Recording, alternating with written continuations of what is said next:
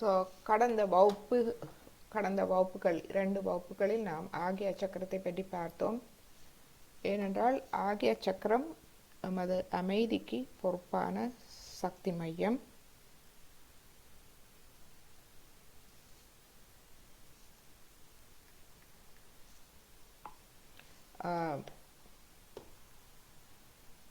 So இந்த அமைதி, எமது சிரசில் அமைதி மிகவும் முக்கியமானது. ஸோ இன்றும் நாம் அதை பற்றி பார்ப்போம்.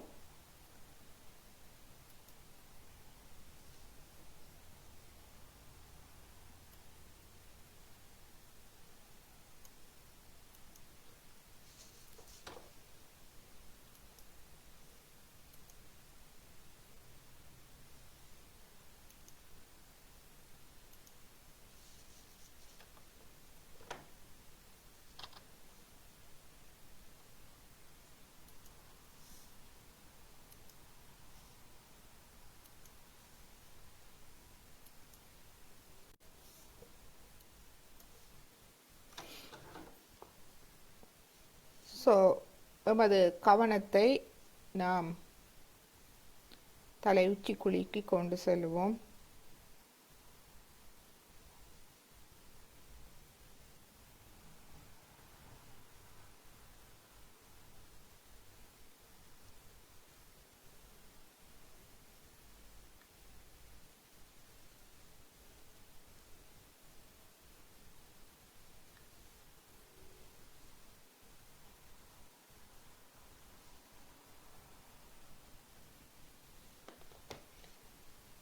தலை உச்சி குழிக்கு கொண்டு சென்று எமது கவனத்தை படிப்படியாக சுழுமுனை நாடி வழியாக விரிவடைய செய்வோம். ஸோ தலை உச்சி பிரம்மராந்திரத்துக்கு கீழ் எமது இருதய பீடம், சஹஸ்ராரம், 1000 நரம்புகள் அங்கு முடிவடைகின்றது. இந்த 1000 நரம்புகளையும் நாம் தளர்வடைய செய்ய வேண்டும். எனவே அந்த பிரம்மராந்திர பகுதியில் ஒரு தளர்ச்சியை ஒரு லேசாக்குவோம். அது மனம், உடல் இரண்டையும் லேசாக்குவோம்.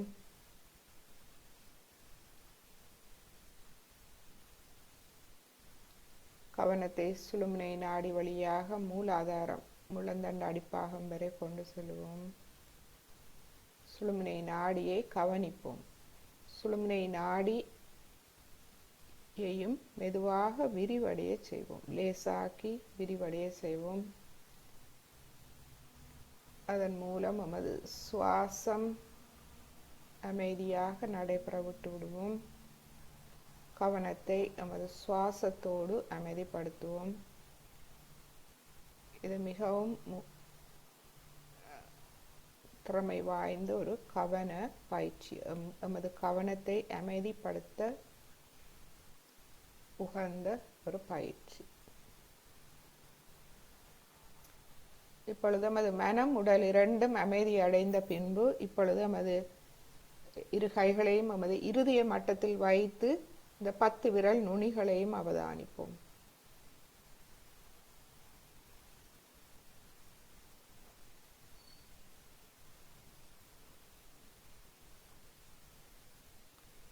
இந்த 10 விரல் நுனிகள் மற்றும் நமது உள்ளம் கை பகுதி இவை அனைத்தும் நமது 7 சக்கரங்களையும்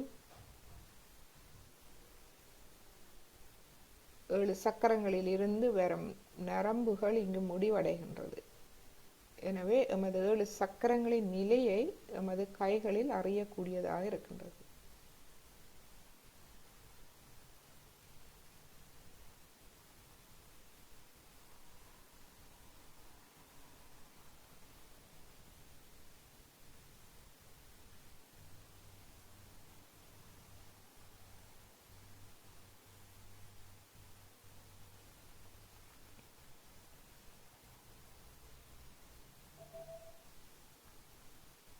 குண்டலினி தாயே, குண்டலினி தாய் சக்தி எமது முழந்தண்டு அடிப்பாகத்தில் அந்த முக்கோண வடிவமான புனித எலும்பில் உறைந்திருக்கின்றார். அந்த குண்டலினி தாயிடம் நாம் கேட்போம். தாயே, எனது 3 நாடிகளையும் ஒளியூட்டி தாருங்கள். 3 நாடிகள், எனது இடது நாடி எனது இச்சா சக்தி, தூய விருப்பத்துக்கான சக்தி மற்றும் எனது மன சக்தி. எனது மனசக்தியை ஒளியூட்டி தாருங்கள். மனதில் ஒரு உண்மையான விருப்பம், இச்சா சக்தி, தூய விருப்பத்தை எனக்கு ஒளியூட்டி தாருங்கள்.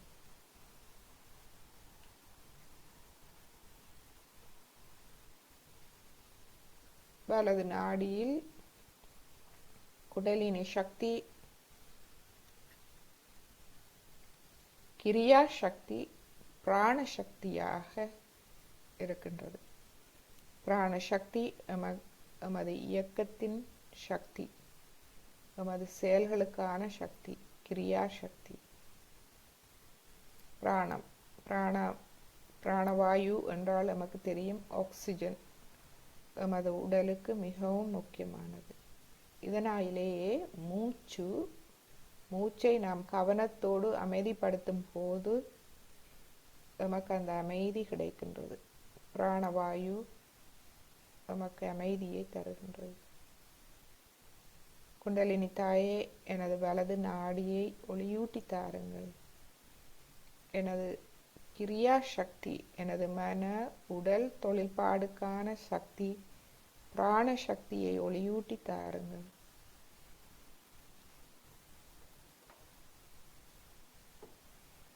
இப்பொழுது நடு நாடியில் இயங்கும் சக்தி ஞான சக்தி, யோக சக்தி. ஞானம் என்றால் அறிவு, அறிவு அல்ல, இது அனுபவ ரீதியான அறிவு. ஏட்டு ஞானம் இல்லை, அதாவது புத்தகத்தில் படிக்கும் ஞானம் அல்ல, இது நாம் எமக்குள் அனுபவ ரீதியாக பெற்றுக்கொள்ளும் ஞானம். இந்த ஞான சக்தி யோக சக்தியால் அதிகரிக்கின்றது. யோகம் என்றால் நாம் எமது அகங்காரம், மமகாரம் அவற்றின் எண்ணங்களுக்கு அப்பால், எமது மனதுக்கு அப்பால் ஆத்மாவில் எமது கவனத்தை கொண்டு செல்லுதல். ஆத்மா அமைதியானது. அந்த அமைதி நிலைக்கு எமது கவனத்தை கொண்டு செல்லும் போது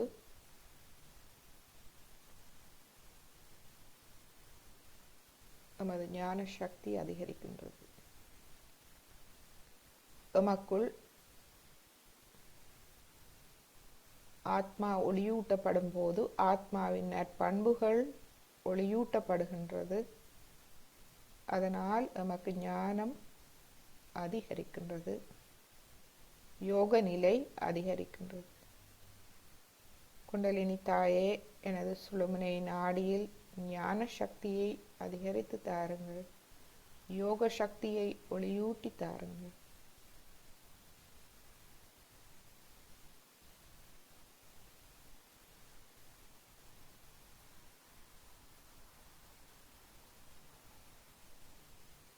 எமது கவனத்தை நாம் தலையுச்சி குழியில் வைத்து காத்திருப்போம்.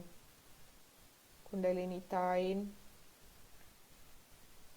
அவரை வேலை செய்ய விட்டு விடுவோம். எம்மை முழுமையாக வெளிப்படுத்துவோம். நமது இருதயத்தை திறப்போம். களம், கபடம், சூதுவாது, ஒளிவு மறைவு இல்லாது இந்த தெய்வீக சக்திக்கு எம்மை வெளிப்படுத்துவோம். முழுமையாக எம்மை ஒளியூட்டி எம்மை நல்ல ஒரு தூய ஆத்மாக்களாக மாற்ற பிரார்த்திப்போம். இந்த ஆத்மாவின் அனைத்து நற்பண்புகளையும் நமக்குள் ஒளியூட்ட நாம் வேண்டிக் கொள்வோம். ஆத்மாவுக்கு எதிரான 6 எதிரிகள் இருக்கின்றார்கள். அவர்கள் எமக்குள்ளேயே இருக்கின்றார்கள். நல்லவையும் எமக்குள்ளேயே இருக்கின்றது, கூடாதவையும் எமக்குள்ளேயே இருக்கின்றது. நாம் எம்மை கையாளும் திறன் கொண்டவர்களாக மாற வேண்டும். எமது முதலாவது ஆத்மாவின் எதிரி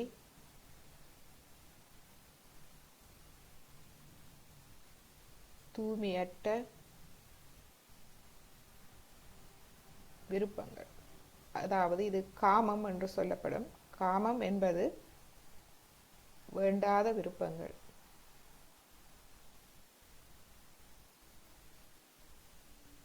அதாவது எமது மனம் தேவையில்லாதவற்றில் அலைதல், கவனம் தேவையில்லாதவற்றில் அலைதல்.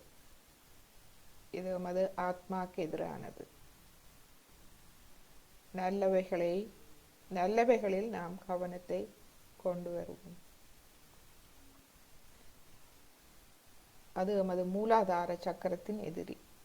இரண்டாவது எமது சுவாதிஸ்தானம், எமது படைப்பாற்றல், எமது ஆக்கத்திறன். நல்ல ஆக்கத்திறனுக்கு எதிரானது கோபம். இந்த கோபத்துக்கு ஆளாகிவிட்டோம் என்றால் எமது புத்தி மழுங்கி விடுகின்றது. இது ஆத்மாக்கு எதிரானது. எனவே கோபத்தை நாம் விட்டு விடுவோம். கோபத்தை நாம் விட்டு விடுவதற்கு நமக்கு ஞானம் தேவை. நாம் அனைத்தையும் உணர்ந்தோ கொண்டோமானால், அறிவு வளர்ந்து விட்டால் கோபம் தானாக மறைகின்றது. கோபிப்பதால் நாம் எம்மையே பாதிக்கின்றோம். மற்றவர்களுக்கு பாதிப்பு வரப்போவதில்லை, எமக்குத்தான் பாதிப்பு. எனவே அதையும் விட்டு விடுவோம். இந்த ஞான சக்தி, யோக சக்தி ஒளியூட்டப்படும் போது இவை தானாக எம்மிடமிருந்து விலகுகின்றது. நாம் ஒரு அமைதியானவர்களாக மாறுகின்றோம். எமது நாபி சக்கரத்துக்கு எதிரானது பேராசை. பேராசைப்படுகின்றோம். சில வேளைகளில் நாம் இருப்பதை சரியாக அனுபவிக்காமல் பேராசைப்படுகின்றோம். அவ்வாறு பேராசைப்படுவதால் இருப்பதையும் நாம் அனுபவிக்காது இந்த தீய சக்தியில் சிக்குண்டு பிரச்சனைகளுக்கு ஆளாகின்றோம். இதுவும் நமது ஆத்மாவின் நற்பண்புகளை நாம் வெளிப்படுத்த தடையானது. எனவே நாபி சக்கரத்தில் நாம் அமைதி, மன நிறைவு, நமது வாழ்வில் அமைதியையும் மன நிறைவையும் நாம் கொண்டு வருவோம். நாம் மன நிறைவோடு இருக்கும்போது நமக்கு தேவையானவை அனைத்தும் தானாக வந்து சேருகின்றது.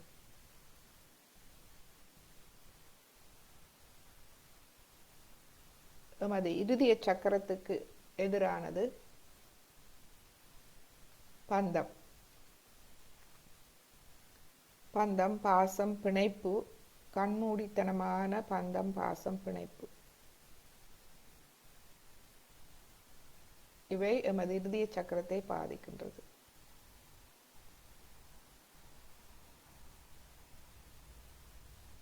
இந்த பந்தம், பாசம், பிணைப்பு சில வேளைகளில் எமது கண்களை மறைத்து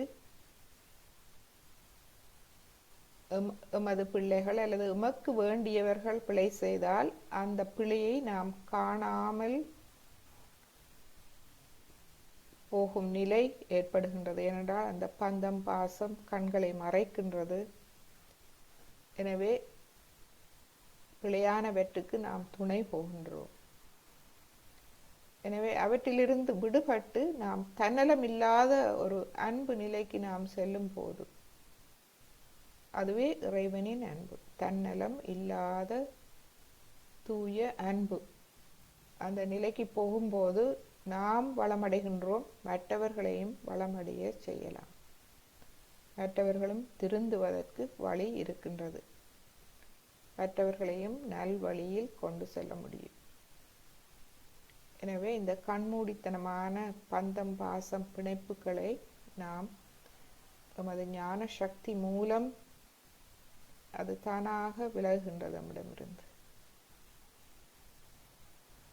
எமது விஷுதி சக்கரத்துக்கு எதிரானது பொறாமை. பொறாமை, போட்டி, போட்டி பொறாமை வருகின்றது. இந்த போட்டி பொறாமை ஏன் வருகிறது என்றால் எமது அகங்காரமே காரணம். நான் தனித்தவன், அனைவரிடமிருந்தும் வேறுபட்டவன் என்ற அந்த எண்ணத்தால் ஆணவம் நமக்கு அந்த எண்ணத்தை தருகின்றது. எம்மை அறியாமலே நாம் அதை அந்த நிலை வருகின்றது. நான் இந்த முழுமையின் ஒரு அங்கம் என்பதை மறந்து விடுகின்றோம். யோசித்து பாருங்கள், நமது உடலில் அங்கங்கள் இருக்கின்றது. ஒரு உதாரணமாக ஒரு கை மற்றொரு கையை பார்த்து போட்டி பொறாமைப்பட்டால் சேர்ந்து இயங்க முடியுமா?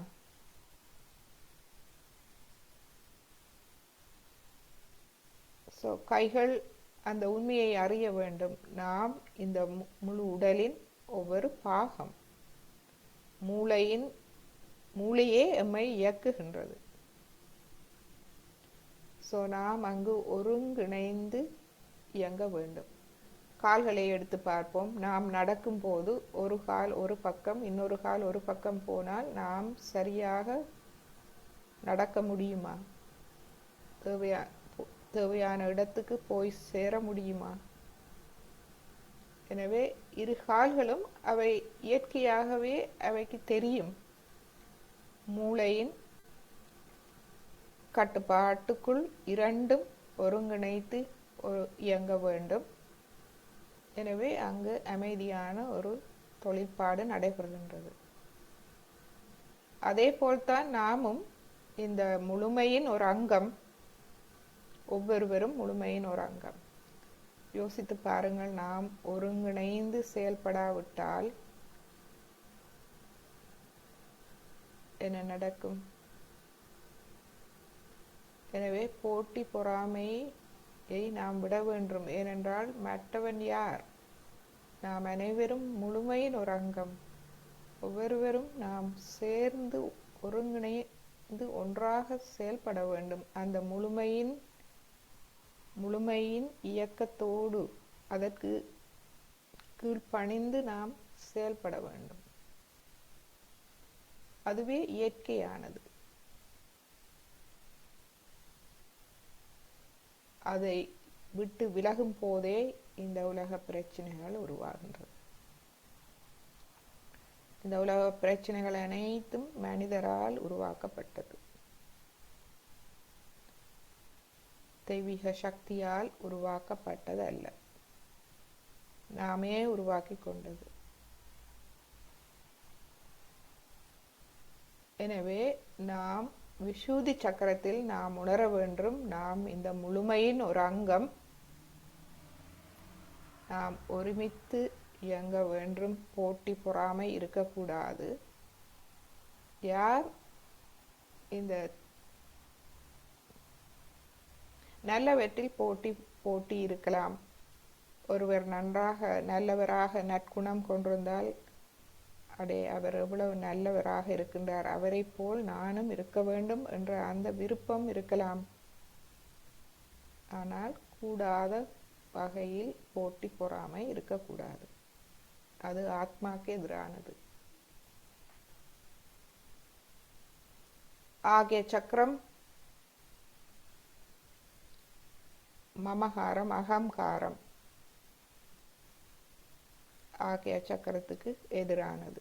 அதாவது ஆத்மாக்கு எதிரானது. மமகாரம் எமது கடந்த கால வாழ்க்கையில் இருந்து வந்த அனுபவங்கள், எமது செயல்பாடுகள், மன கட்டுப்பாடுகள். நாமே எமக்கு சில மன கட்டுப்பாடுகளை விதித்துக் கொள்கின்றோம்.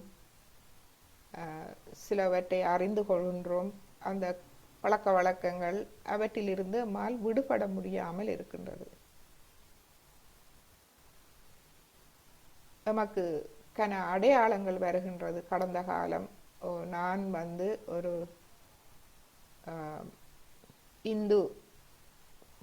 இந்த சமயத்தில் பிறந்தவன், இந்த நாட்டில் பிறந்தவன், இந்த சாதியில் பிறந்தவன், இந்த குலத்தில் பிறந்தவன், இந்த கோத்திரத்தில் பிறந்தவன், இந்த மொழியே நான் பேசுகின்றேன், எனக்கு இந்த படிப்பு இருக்கின்றது. அவ்வாறு பழக்க வழக்கங்கள் நமக்கு இருக்கின்றன.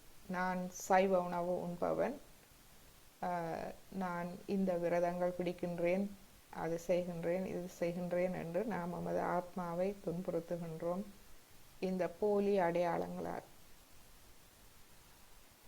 நமது அடையாளம் ஒன்றே, நான் ஒரு தூய ஆத்மா, அந்த பரமாத்மாவின் ஒரு அங்கம், ஒரு துளி, அதன் பிரதிபலிப்பு. அதுவே உண்மையான அடையாளம். அடுத்தது நமது அகங்காரம். நான் தனித்தவன் என்று நினைக்கின்றோம். எனவே எமது வாழ்வை நாம் எமது கையில் எடுக்கின்றோம். எதிர்காலத்துக்காக லட்சியங்களை தீட்டுகின்றோம், பிரயாசைப்படுகின்றோம். அது செய்ய வேண்டும், இது செய்ய வேண்டும் என்று ஈடுபடுகின்றோம். அவை தோல்வியுறும் போது பிரச்சனையாகின்றது. மன அழுத்தங்களுக்கு உட்பட்டு வாழ்க்கையை சமாளிக்க முடியாது கஷ்டப்படுகின்றோம். உண்மை நான் தனித்தவன் அல்ல. நான் இந்த பரபிரமத்தின் ஓர் அங்கம். அந்த பரபிரமே என்னை கவனித்துக் கொள்கின்றது.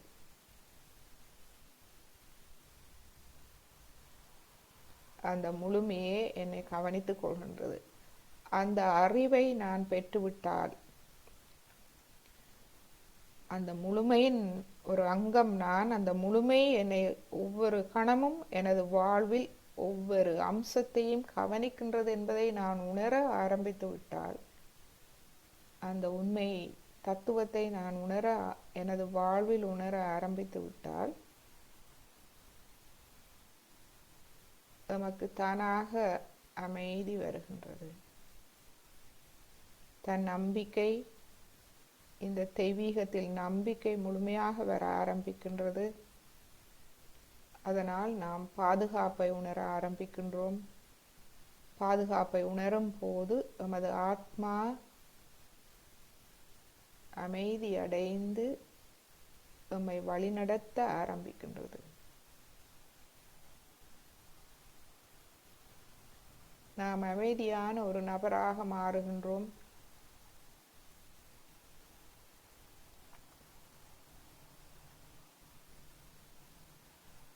குண்டலினி எண்ணெய் எமது ஞான சக்தியை ஒளியூட்டி, எமது யோக சக்தியை ஒளியூட்டும் போது நாம் எமது ஆகிய சக்கரத்தை கடந்து, குண்டலினி தாய் ஆகிய சக்கரத்தை கடந்து எமது கவனத்தை சஹஸ்ராரத்துக்கு தலை உச்சி குளிக்க எடுத்து செல்கின்றார். அங்கு ஆத்மாவோடு நாம் அமைதி அடைகின்றோம்.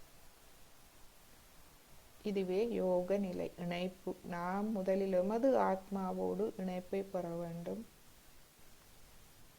ஆத்மாவோடு நாம் அமைதி அடையும் போது நாம் பரமாத்மாவோடு ஒன்றாகின்றோம்.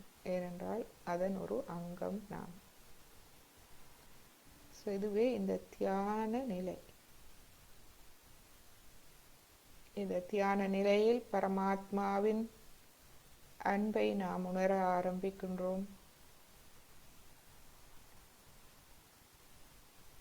பரமாத்மாவே எமது உலக தாய் தந்தையருக்கு அப்பால், அதற்கு மேல் அப்பால்பட்ட தாயும் தந்தையும், எம்மை இந்த உலகுக்கு கொண்டு வந்த சக்தி எம்மை கவனித்துக் கொள்கின்றது.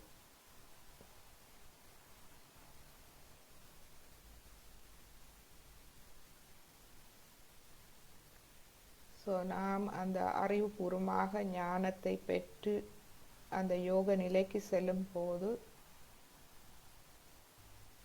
அந்த நித்திய தாய் தந்தையர் எம்மை அன்போடு நமக்கு அன்பை பொழிகின்றார்கள். இந்த அன்பையே நாம் குளிர்ந்த நுண் அதிர்வுகளாக, பரம சைத்தன்யம் ஆக நாம் நமது உச்சிக்குழி, உள்ளம், கைகள், உடல் முழுவதும் நாம் அதை உணரலாம், அந்த அன்பை.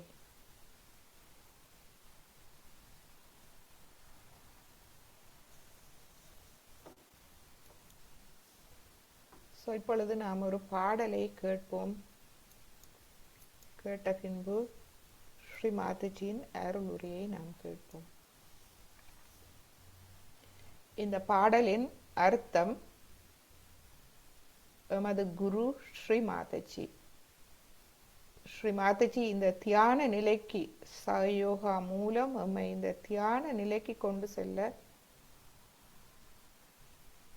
எமக்கு தேவையான அருளுரைகளையும் வழிகாட்டல்களையும் தருகின்றார்.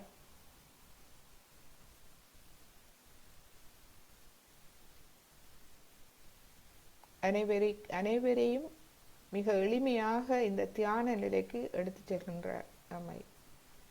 எமக்கு தேவையான ஞானத்தை தருகின்றார். இந்த ஞானம், இந்த அறிவு எமது அறியாமையை விலக்குகின்றது. அறியாமையை விலக்கி எமது மனக்கண்ணை திறக்கின்றது, எமது அறிவு கண்ணை திறக்கின்றது. எனவே நாம் வேண்டாதவற்றை நாம் தானாக கைவிடுகின்றோம். அதாவது ஒரு அறையில் ஒரு கயிறோ பாம்போ தெரியாது, அறை இருட்டாக இருக்கின்றது, அதில் ஏதோ ஒன்று மங்கலாக தெரிகின்றது, அது கயிறோ பாம்போ ஒன்று தெரியவில்லை. நாம் செய்ய வேண்டியது தொட்டு பார்ப்பதல்ல, வெளிச்சத்தை கொண்டு வருவது. அதாவது அறையில் நாம் வெளிச்சத்தை கொண்டு வந்தால் அது கயிறோ பாம்போ ஒன்று நமக்கு தெரிந்து விடுகின்றது, மனம் தெளிவடைகின்றது. அதுபோல்தான் குண்டலினி எண்ணெய் நமது ஆத்மாவை ஒளியூட்டி நமக்கு ஞானத்தை தந்து நமது முட்டாள்தனங்கள், அறிவின்மை, அறியாமை அனைத்தையும் விலக்கி எமக்கு மன தெளிவை தந்து எமது வாழ்வின் பாதை தெளிவடைகின்றது, அமைதி அடைகின்றது.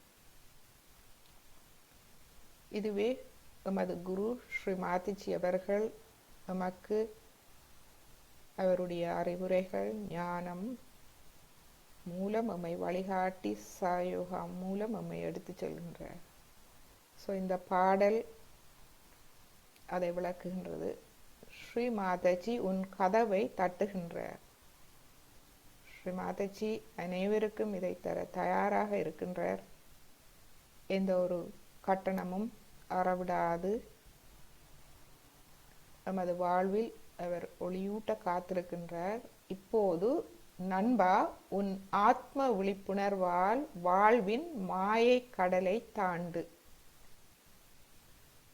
சகஜ பந்தனில், அதாவது சகஜ யோகாவின் பாதுகாப்பில் தெய்வீக அதிர்வுகள் இடைவிடாமல் உன் மீது பொழியும். தெய்வீக அதிர்வுகள் என்பது அந்த இறை அன்பு. உங்கள் ஒளியூட்டப்பட்ட இதயத்தின் கடிவாளத்தை பயன்படுத்துவதன் மூலம் உங்கள் கவன குதிரையை கட்டுப்படுத்துங்கள். பின்னர் நீங்கள் ஒரு நிபுணரான மன குதிரை வீரராக மாறுவீர்கள். எமது கவனத்தை வெளியில் அலைய விடாது நாம் எமது ஆத்மாவில் வைக்க வேண்டும். அவ்வாறு நாம் வைத்தோமானால் ஆத்மா சக்தி வாய்ந்த ஒரு ஆளுமை எமக்குள் வளர்கின்றது.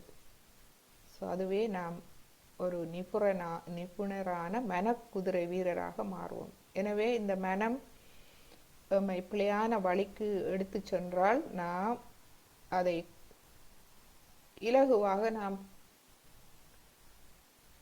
கட்டுப்படுத்தக்கூடியதாக இருக்கு. ஏனென்றால் அந்த ஒளி, அந்த ஞானம் நமக்கு கிடைக்கின்றது, மனக்கண், மன தெளிவு பிறக்கின்றது. வெளியில் உங்களின் வெளிப்புற பார்வையுடன் அலைந்து கொண்டிருக்கும் உங்கள் கவனம் சுய பரிசோதனைக்காக இழுக்கப்பட வேண்டும். அதனால் உன் செயல்களுக்கு நீங்களே சாட்சியாகி விடுவீர்கள். நான் குற்றவாளி அல்ல, நீயும் குற்றவாளி அல்ல. ஏனெனில் சஹாஜ் சயோகா எனும் முடிவில்லாத பாரிய பெருங்கடலில் அதிகப்படியான மகிழ்ச்சியான அலை உள்ளது. இது நம் மடியில் உள்ள அனைத்து குற்றங்களையும் உறிஞ்சிவிடும். அதாவது ஸ்ரீ மாதாஜி சொல்கின்றார், குண்டலினி தாய் எமது சஸ்வாரத்தை கடக்கும் போது எமது கர்மங்கள், எமது தவறான செயல்கள் அனைத்தும் மன்னிக்கப்பட்டு எமக்கு முழுமையான சந்தர்ப்பம் வழங்கப்படுகின்றது.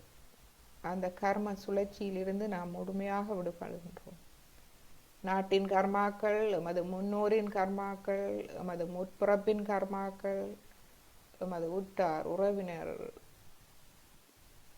பெற்றோர் அனைவர் செய்த கர்மாக்களும் எம்மை இனி பாதிக்காத அந்த தூய நிலைக்கு, நாம் அந்த ஆத்ம நிலைக்கு செல்கின்றோம். எனவே இவ்வாறே நாம் இந்த கர்ம சுழற்சியிலிருந்து விடுபடுகின்றோம். இதிலிருந்து விடுபட்டு நாம் தூய ஒரு ஆத்ம ஆளுமையான நிலைக்கு நாம் செல்கின்றோம். ஸோ இந்த பாடலை நாம் இப்பொழுது கேட்போம்.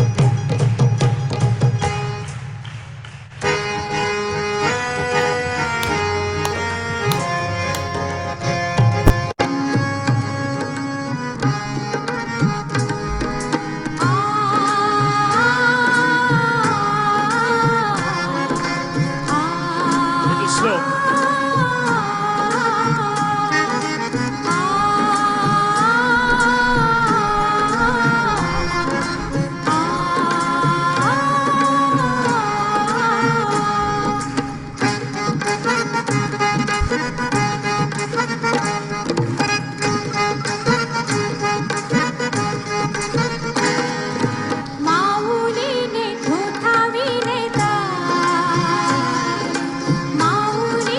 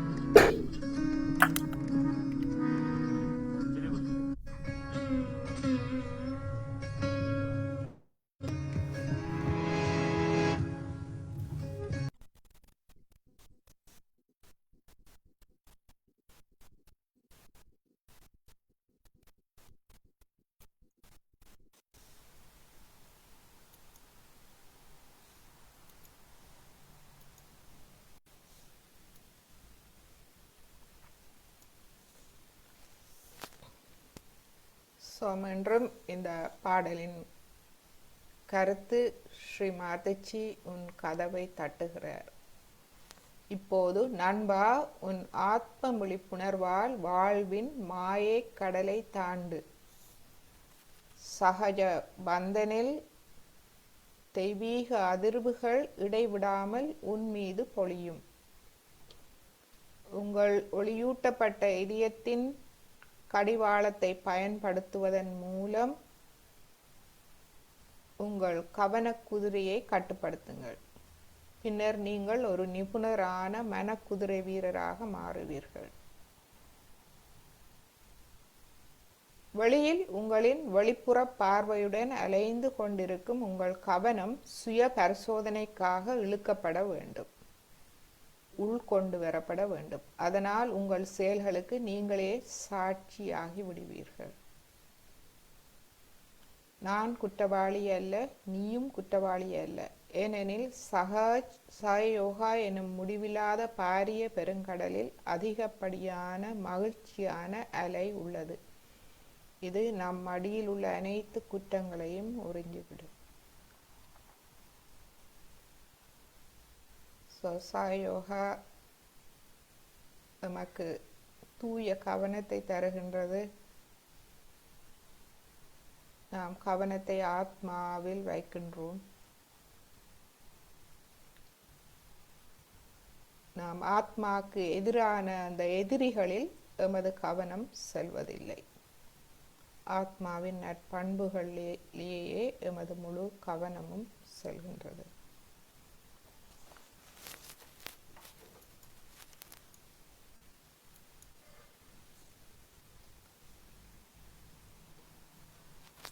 இந்நிலையில் நாம் ஸ்ரீ மாதச்சி அமைதி பற்றி ஆற்றும் ஒரு உரையை நாம் கேட்போம்.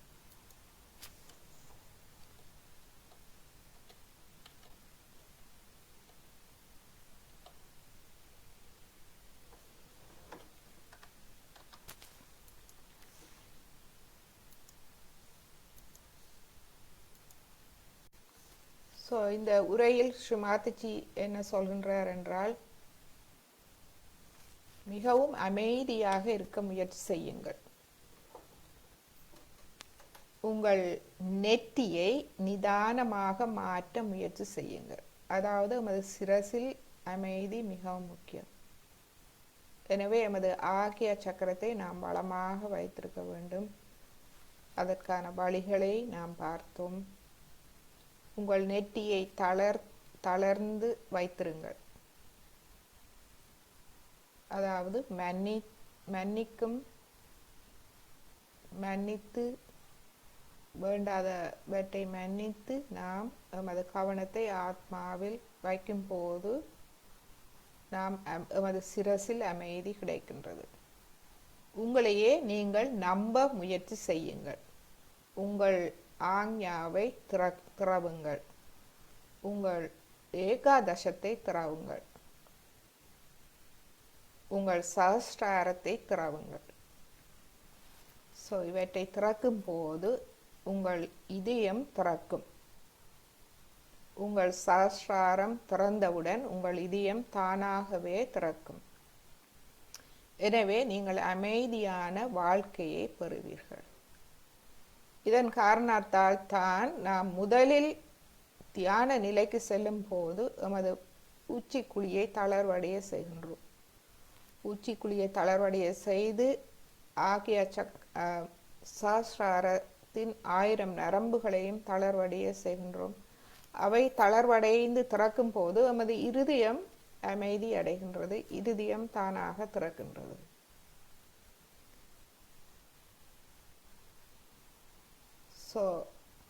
இந்த ஆகிய சக்கரம் எமது நெற்றியில் நடுவில் இருக்கின்றது. நாம் நெற்றியின் நடுப்பகுதியில் ஏகாதசம் என்று 11 சக்தி மையங்கள் எமது நெற்றியின் மேற்புறத்தில் இருக்கின்றது. அதாவது இடது புறத்தில் இருந்து வலது புறமாக 11 சக்தி மையங்கள் இருக்கின்றது. இந்த 11 சக்தி மையங்களும் 4 சக்தி மையங்கள் எமது வலது நாடி வலது பக்கத்தோடு தொடர்புடையது. இன்னும் 4 சக்தி மையங்கள் இடது நாடி இடது பக்கத்தோடு தொடர்புடையது. ஸோ 4 4 8, மிச்சம் 3 எமது நடு நாடியில் சுவாதிஸ்தானம், நாபி, இருதயம், இந்த 3 சக்தி மையங்களோடும் தொடர்புடையது. எமது வலது நாடி இடது நாடியோடு தொடர்பான அந்த 8 சக்தி மையங்களும் எமது மூலாதாரமும் ஆகிய சக்கரத்தோடும் தொடர்புடையது. இந்த 11 சக்தி மையங்களும் நமது ஆகிய சக்கரத்துக்கு மேல் இடது பக்கத்திலிருந்து வலதுபுறமாக பரந்திருக்கின்றது. இவை நாம் வாழ்க்கையில் எமது வாழ்வை பற்றி கொண்டிருக்கும் தவறான எண்ணங்களை அகற்றி எம்மை சரியாக வழி நடத்துகின்றது. இவற்றை விரிவாக நாம் பிறகு ஒரு வகுப்பில் நாம் பார்க்கலாம். இப்பொழுது ஸ்ரீ மாதாஜியின் உரையை நாம் கேட்போம்.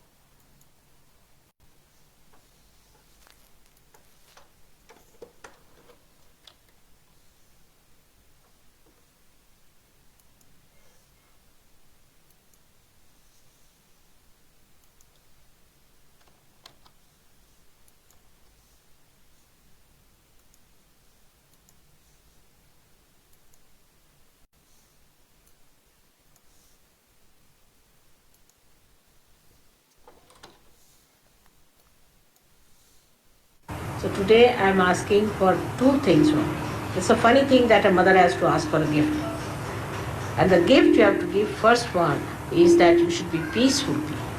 You should express peacefulness through your own character, talking. But it doesn't mean that you should be people who are bleak or who are, we can say that, are morbid people or people who tolerate nonsense.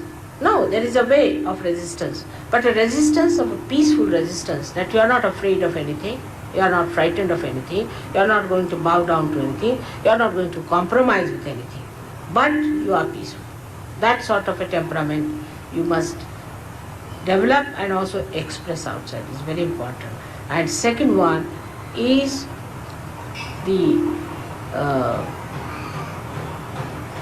this love, this peace and all this should express your love to others.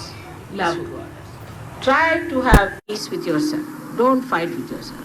We all have to be very peaceful people, and I have seen my peaceful nature has solved so many problems just like that. So try to achieve that peace within. That peace should not be lost at any cost, and should not be also expressed outside in a way like I sometimes, my peace itself becomes terrible.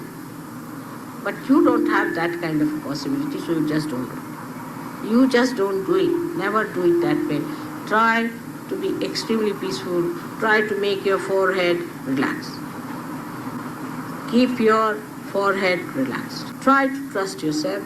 Open your Agya, open your Ekadasha and your Sahasrara, and your heart will open. Once your Sahasrara is open, your heart will open automatically. So you will have a peaceful life. Let everybody live peacefully within themselves and give peace to others, so that this peace will become a nucleus for the peace of the world. So your great task today is to establish a great source of peaceful people. We have so many Sahajogis here.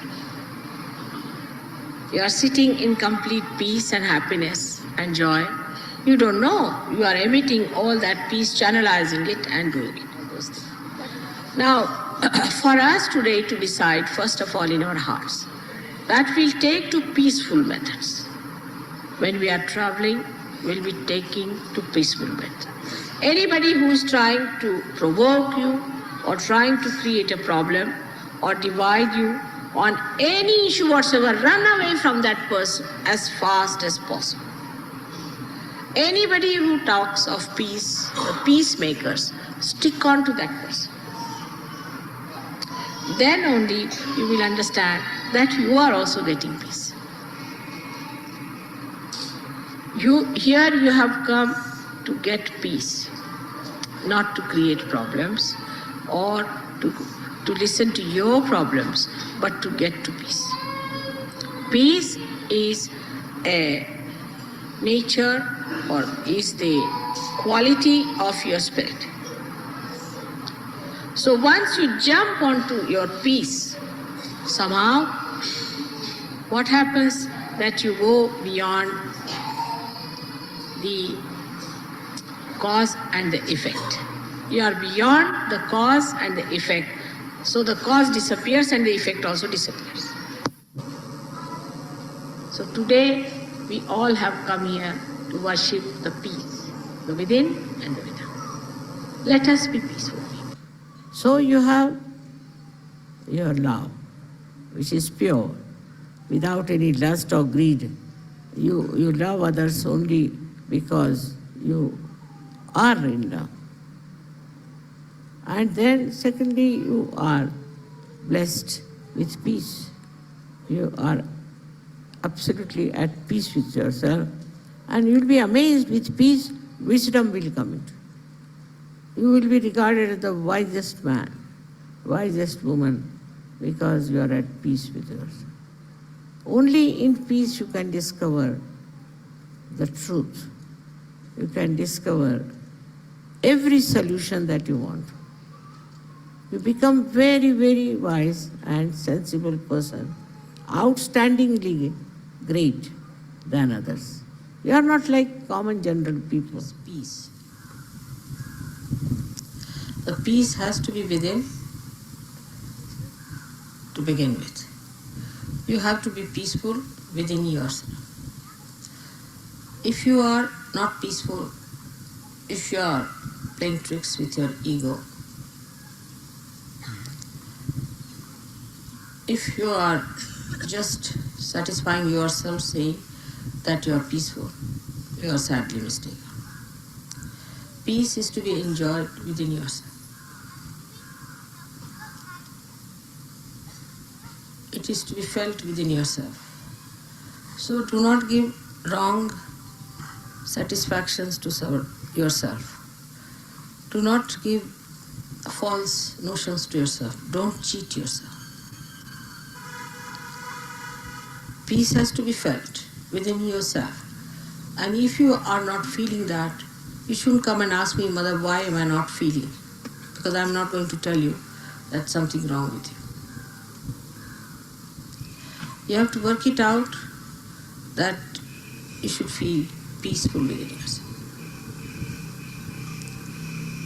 It is not that if you have too much of silence outside, you feel peaceful. The peace has to be within yourself. You have it. Your spirit is absolutely peaceful. Avyagra, without restlessness.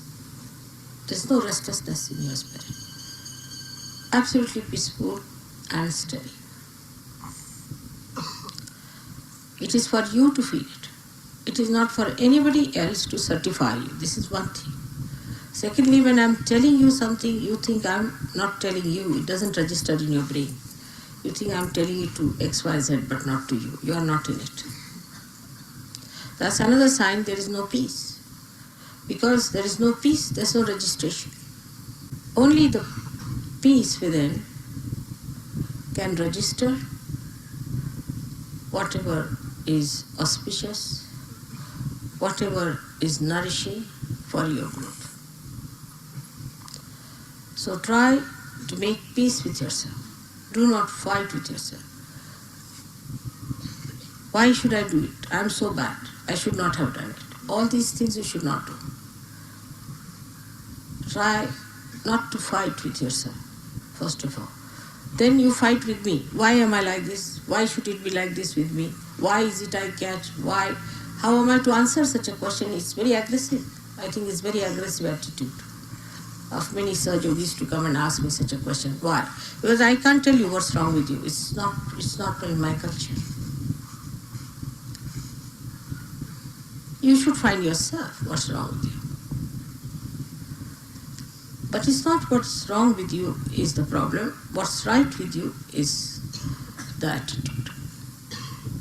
Whatever is right with you, put your foot on that, establish yourself on that point, and then develop yourself higher. Out of peace comes the joy, the light of joy, the happiness. I wish peace for the whole world, for the whole nation. To understand, to give up all the strifes, all the false battles for money and for power, all wrong ideas that they are different from each other, and come under the banner of Sahajirva and enter into the kingdom of God, where they are invited with all respect and love. I wish peace to all of them, to all the countries, all the human beings, in their families, in their hearts, with their children, with all of them. Let there be peace. Let their heart emit peace. Their tongues speak with peace. Their eyes see nothing but peace.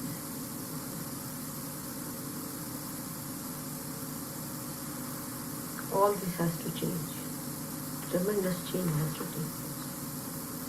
The whole universe has to take a different turn. All that is hatred, hateful, ugly has to vanish, and the peace has to prevail. It is not the peace of the dead, but peace of the living. That has to come, of the body. I bless all of you to be the channels of that peace, to be beautiful channels of that peace, to be glorious channels of that peace, to be great children of your mother, who is so proud of you. May God bless you.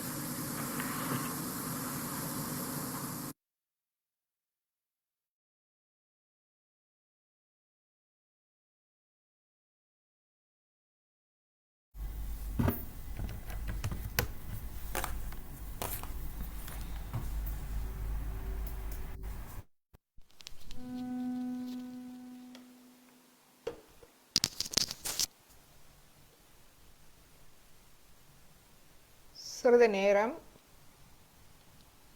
இந்த அமைதி நிலைக்கு நாம் செல்லுவோம். இது ஆத்மாவின் பண்பாகும். இந்த அமைதியே ஆத்மாவின் பண்பு.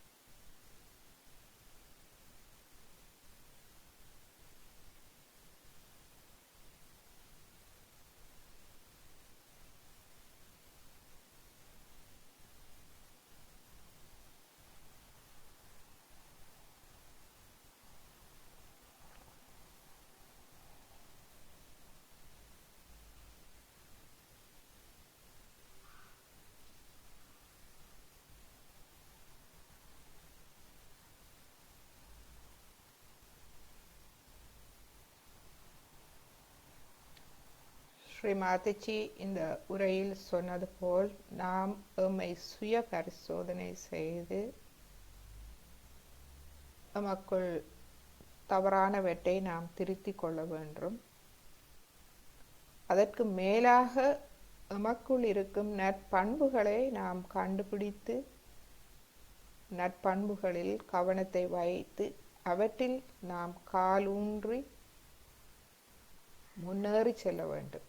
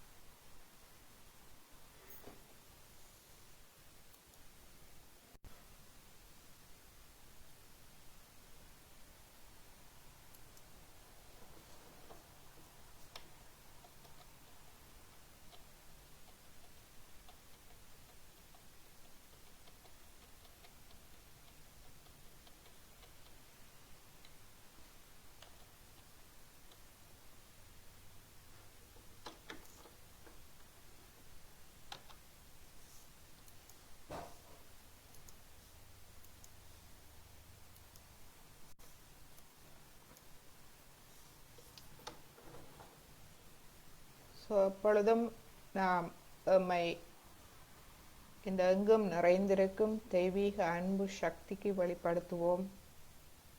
எமது பிரச்சனைகளை நாம் நினைக்க வேண்டியதல்ல.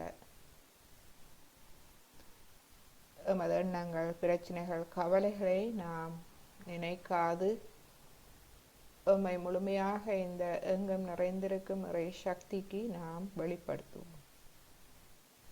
எமது இருதயத்தை நாம் வெளிப்படுத்துவோம். கள்ளம், கபடம், சூதுவாது, ஒளிவு மறைவில்லாது எமது இதயத்தை, எமது நாடிகள், நரம்புகள், சக்கரங்கள், எமது தலையுச்சி, எமது மனம் அனைத்தையும் நாம் அமைதியாக வெளிப்படுத்துவோம். சூரியன் பிரகாசிக்கும் போது முழு இயற்கையும் சூரியனுக்கு தன்னை வெளிப்படுத்தி சூரியனின் ஆசியை முயற்சியின்றி பெற்றுக்கொள்கிறது. அது ஒரு முயற்சியும் எடுப்பதில்லை. அது சூரியனை வெறுமனே பெற்றுக்கொள்கிறது. சூரியனின் கதிர்கள் வேலை செய்ய தொடங்குகிறது. இதே மாதிரியே எங்கும் பரந்துள்ள இறை சக்தி எமக்குள் வேலை செய்ய தொடங்குகின்றது. நாம் ஒன்றும் செய்வதில்லை. அனைத்தும் இந்த தெய்வீக சக்தியே செய்கின்றது. அனைத்தையும் பார்த்து கொள்கின்றது.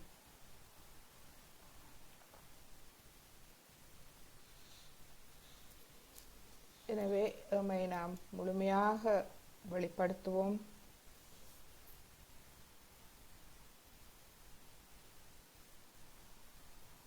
மற்றும் சரணாகதி அடைவோம். அந்த தெய்வீக சக்திக்கு நாம் சரணாகதி அடைவோம். இந்த தெய்வீக சக்தி நமக்குள்ளேயும் இருக்கின்றது. தம்மம் சரணம் கச்சாமி. எமது நற்பண்புகளுக்கு நாம் சரணாகதி அடைவோம். புத்தம் சரணம் கச்சாமி. புத்தம் நமது ஆத்ம விழிப்புணர்வுக்கு, ஆத்மாவுக்கு நாம் சரணடைவோம். சங்கம் சரணம் கச்சாமி. இந்த முழுமைக்கு, இந்த கூட்டமைப்புக்கு, இந்த எங்கும் நிறைந்திருக்கும் சர்வ வல்லமை பொருந்திய இந்த இறை சக்திக்கு நாம் சரணாகதி அடைவோம். அது எம்மை தாய் போல்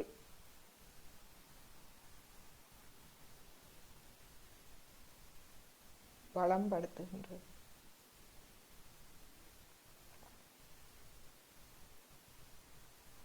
இப்பொழுது அனைவரும் குண்டலினி அணை எழுப்பி கவசம் இட்டுக் கொள்வோம்.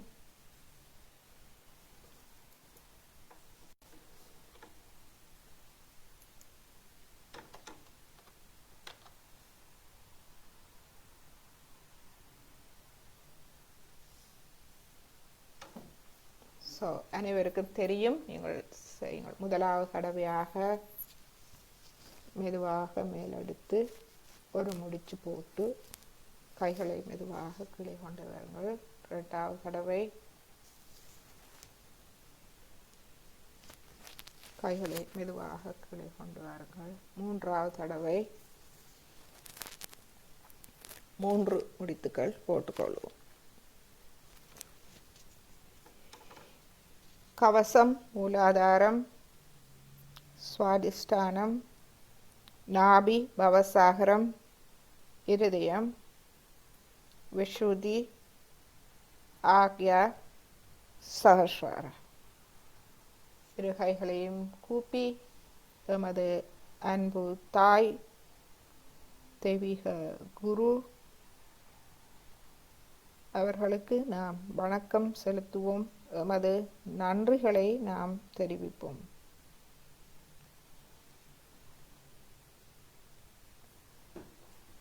அனைவருக்கும் வணக்கம்.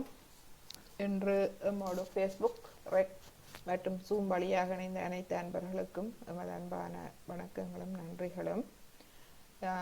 இப்பொழுது நீங்கள் அன்மியூட் பண்ணி உங்களுக்கு கேள்விகள் இருந்தால் கதைக்கலாம். இங்கு ஒவ்வொருவரும் இன்று தியான நிலையை, அந்த அமைதி நிலையை உணர்ந்தீர்களா?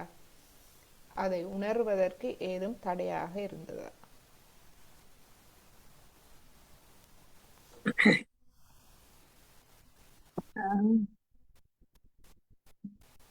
இல்ல மச்சான். சொல்லுங்க. இல்ல மச்சான், நல்லா இருந்தது. மனதுக்கு ஆறுதலும் சந்தோஷத்தையும் தந்தது. மற்றது கொஞ்சம் ஸ்டார்ட்ல கேட்க ஆட்கள் வந்ததுல கொஞ்சம் கஷ்டமா போச்சு. மிச்சம் எல்லாம் கேட்டேன் நான். இன்றைக்கு ஃபுல்லா கேட்டேன் நான் பின்னுக்கெல்லாம். நல்லா இருந்தது. மற்றது இந்த மனதுல இருந்து கெட்ட இதுகளை விலத்தி எங்கள்ட நட்பண்புகளை நிலை ஊன்றி அதன் மூலம் முன்னோக்கி சென்றால் நிம்மதியை தரும். நல்ல வசனம், சூப்பரா இருந்தது மச்சான். திருப்தியா இருந்தது. நல்லது நல்லது. அப்ப நீங்க இருக்குதான் அதை ஒரு இதா வெளிப்படுத்தி சொல்லிக்க அது வேற விதமாக இருக்கிறது, வேற விதமா கொண்டு போகுது மனதை. அந்த தன்மை தெரியுது. இப்ப நீங்கள அதை நிலைநிறுத்தி, இப்ப கெட்டதை விலத்தி நற்பண்புகளை நிலைநிறுத்தி அதை முன்னோக்கி எடுத்து கொண்டு போனால் எங்கண்டி ஆத்மா அமைதியையும் சாந்தம் அடையும் என்று மனதுக்கு திருப்தியேம் தரும். அப்ப இப்ப லண்டனுக்கு போகலாம நிக்கிறது பிரயோசனமா இருக்கு.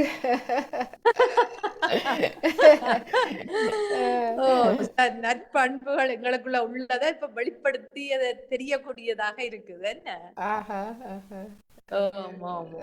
எங்களுக்கு இருக்குது, அதை யோசிக்கல. நாங்கள் இப்ப நிலைநிறுத்தி அதன் மூலம் முன்னோக்கி செல்ல வேணும்ன்றத இந்த விஷயத்த யோசிக்கல.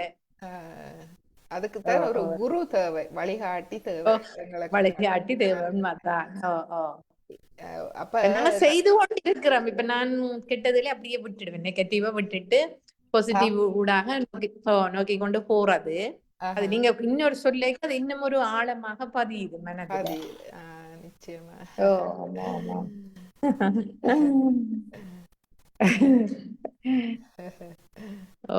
விஜி போயிட்டான் மச்சாள், விஜயரூபன். போயிட்டு இன்றைக்கு இந்தியா பம்பாய்க்கு போயிட்டு அங்கால 11 மணிக்கு பிளைட் சித்தப்பா சொன்னார்.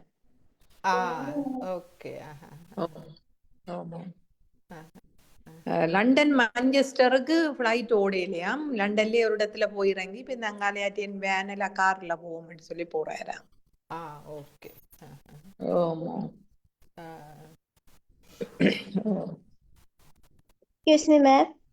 லக்ஷ்மி சொல்லுங்க.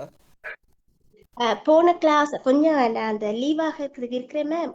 போன கிளாஸ்ல என்ன அந்த 2-3 மியூசிக் போட்டீங்க தானே, ஜீசஸ் அடுத்து ஒரு அந்த மியூசிக்களை வாட்ஸ்அப்ல போட்டு விடுறீங்களா மேம்? சரி, போட்டு. நல்லா இருந்துச்சு மேம். அமைதியா இருந்தேன். நான் லீவ் ஆகிறேன் மேம். ஓகே. நன்றி.